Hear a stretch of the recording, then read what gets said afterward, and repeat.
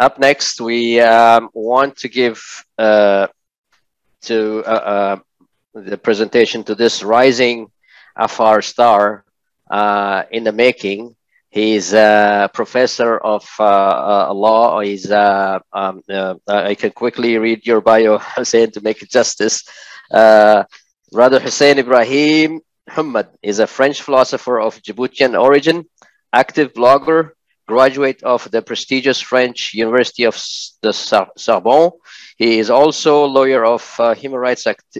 He is also a lawyer and human rights activist in Djibouti. He filed a complaint of genocide, war crime, and crimes against humanity against Afars by the regime of tyrant Ismail Omar Guelleh of Djibouti and against tyrant Isaias Afwerki of Eritrea before the International Criminal Court.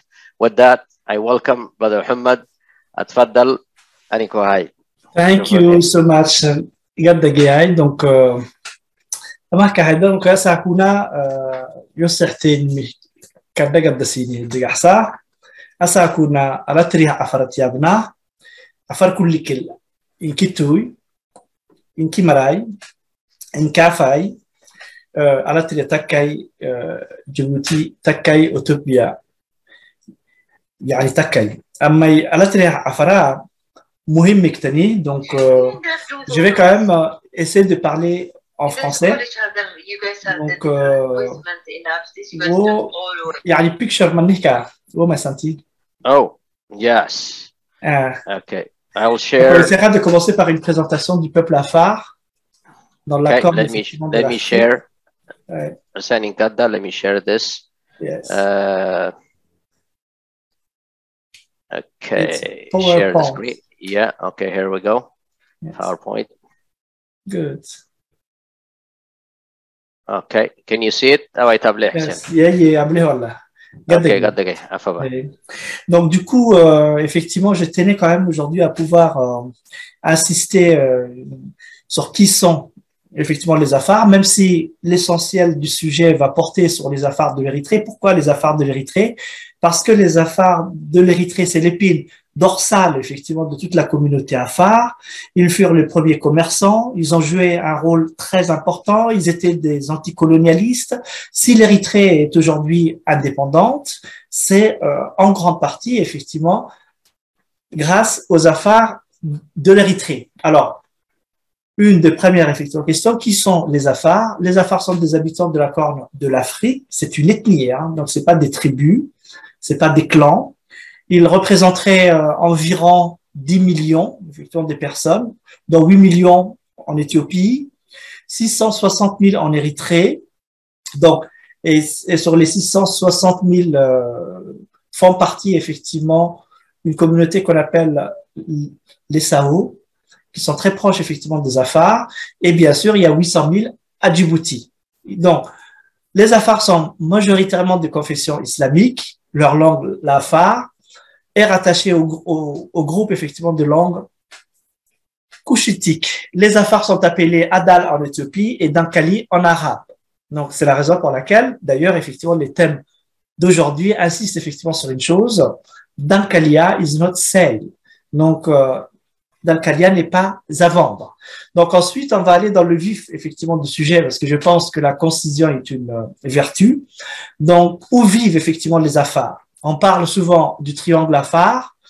Le triangle Afar, effectivement, ça renvoie à l'Éthiopie, à Djibouti, à l'Érythrée.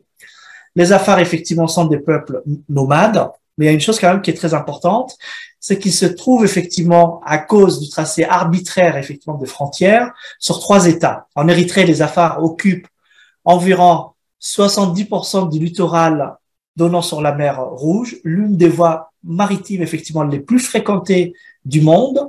En Éthiopie, ils se situent sur une région vitale pour les commerces éthiopiens par où transitent 90% des produits pondéreux importés de l'étranger, et à Djibouti, nous le savons tous, 90% de la superficie du pays constitue des territoires historiques Afar et démographiquement, en parlant, plus de 50% de la population djiboutienne est d'origine Afar. Donc voilà, ils vivent donc dans la corne effectivement de l'Afrique entre 3 États. Next.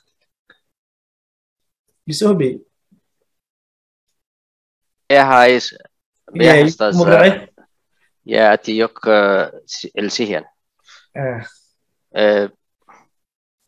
Et donc ensuite, les affaires effectivement de l'Érythrée, des régales, ou bien oui. Okay. Donc les affaires de l'Érythrée, on le trouve effectivement aux environs de Massawa, donc tout au long effectivement de la mer Rouge, au nord ainsi qu'au sud. Et les affaires occupent également les îles, en particulier une île très connue qui s'appelle Dahlal Kebir. Et donc, ils ont quand même une position très stratégique. On verra effectivement que c'est à cause de cette position stratégique qu'ils ont énormément effectivement de soucis parce que ces positions stratégiques sont très convoitées, en particulier par les régimes en place. Et donc, ils sont victimes effectivement de cette position stratégique. Donc ensuite, on a une carte effectivement des affaires, comme je vous avais dit, les affaires sont à la fois à Djibouti, en Érythrée, en Éthiopie. Voilà, donc une carte effectivement qui prouve que Djibouti, c'est 23 000 kilomètres carrés. Sur les 23 000 kilomètres carrés, les affaires occupent 20 200 kilomètres carrés. Ensuite, effectivement, reste 3 000 kilomètres carrés qui vont se repartir effectivement entre les communautés Somalie. Voilà, donc qui prouve effectivement que les affaires sont très majoritaires à Djibouti. Ensuite, on vous présente une carte effectivement des affaires en Érythrée, en Éthiopie. Là encore, effectivement, vous y voyez que tout au long de la mer Rouge, effectivement, il y a les affaires. Ensuite, ils partagent quand même une frontière avec les Sao que l'on assimile aux affaires.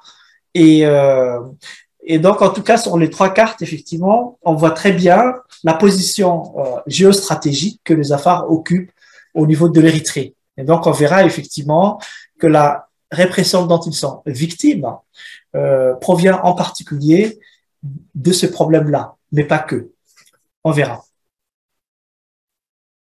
Alors, ensuite, on est tenté de se poser la question effectivement suivante. Qu'est-ce que l'Érythrée? Donc, on est obligé de faire un tout petit peu d'histoire. Érythrée, c'est un État indépendant depuis 1993.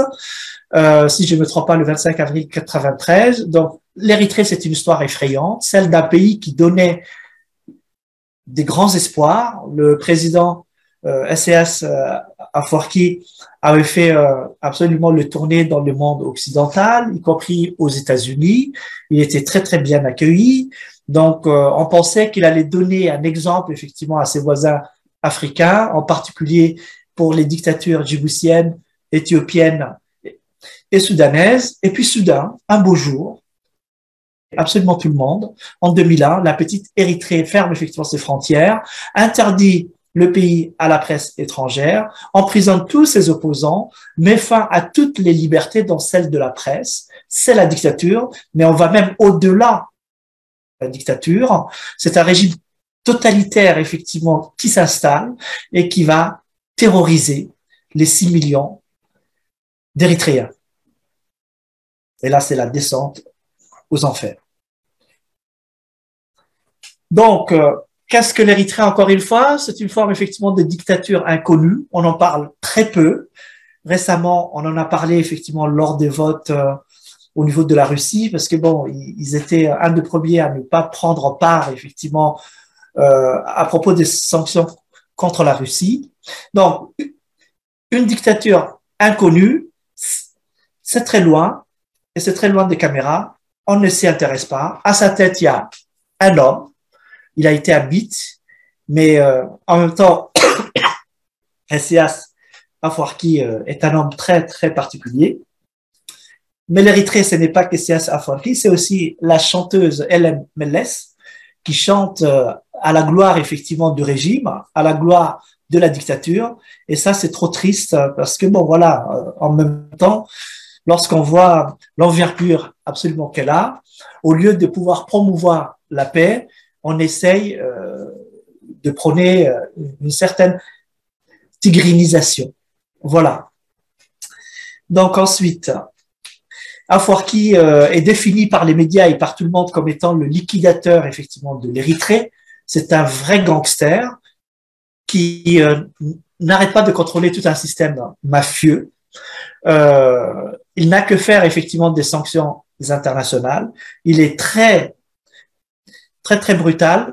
D'ailleurs, c'est à peu près effectivement la même chose qu'Ismaël Omar Guelleh, puisque une note interne effectivement de nos services de renseignement, en particulier la DGSE, décrit Ismaël Omar Guelleh comme un type qui n'a aucun scrupule moral ou humain.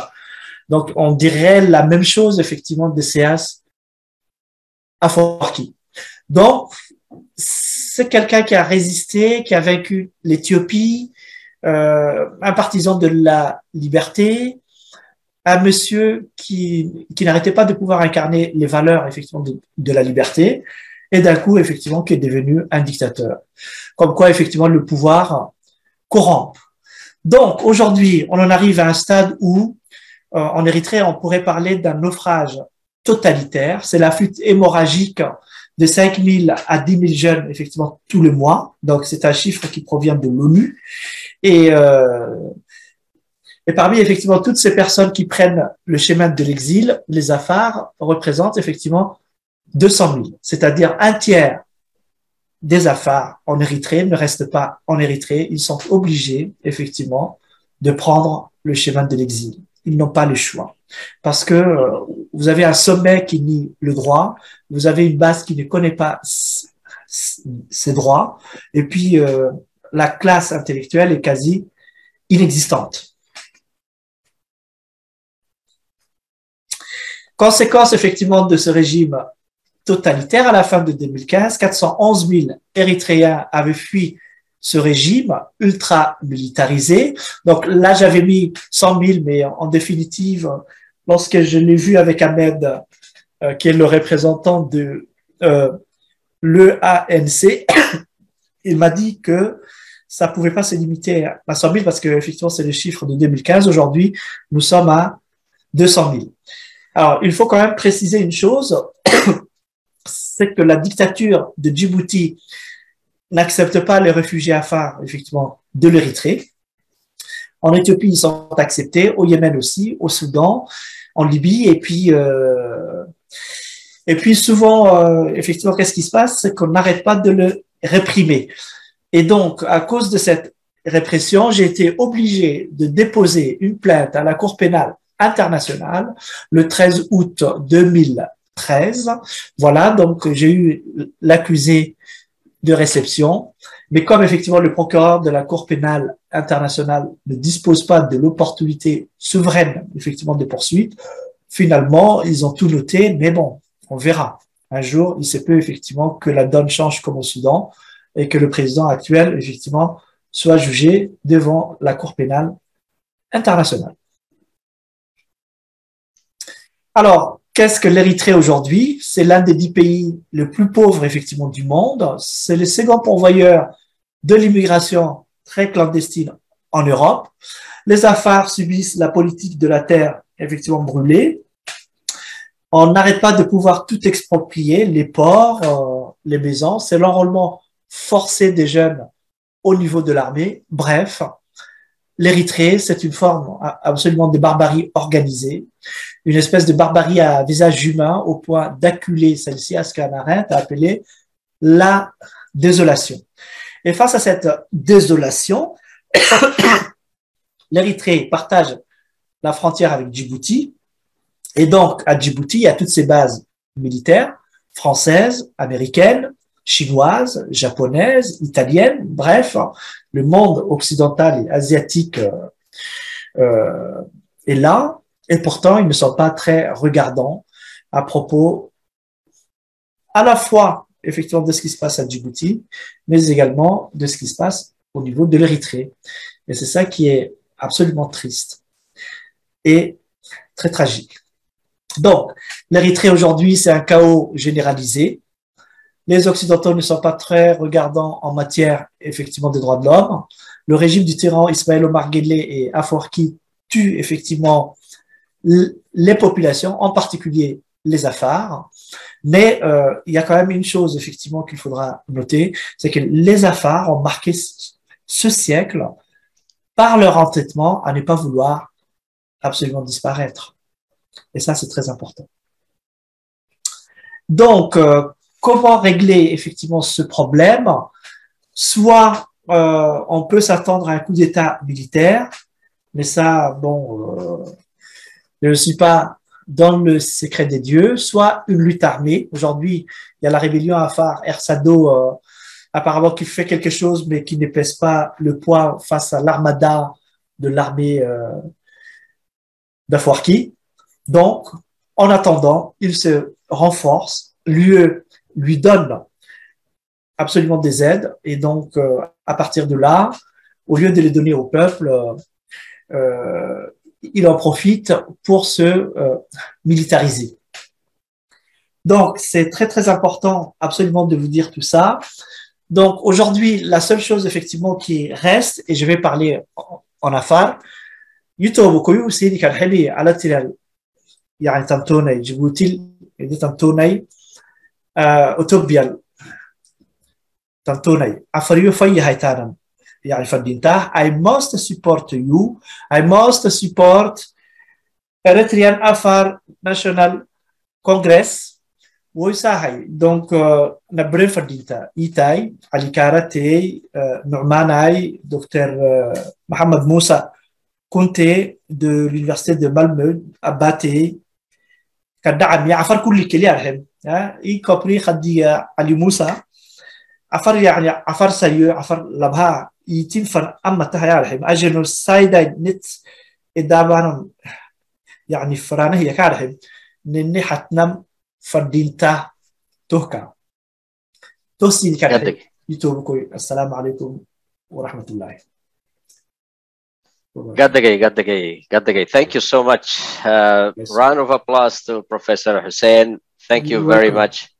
Thank you very much for this very thoughtful presentation on the situation of Afar in Eritrea, not only in Afar in Eritrea, but also in Djibouti. We are grateful to have you, and I know you're not feeling very well, and taking time to address the ENC Congress is highly appreciated. Thank you very much. Thank you. Professor Hussein. Gaddagay.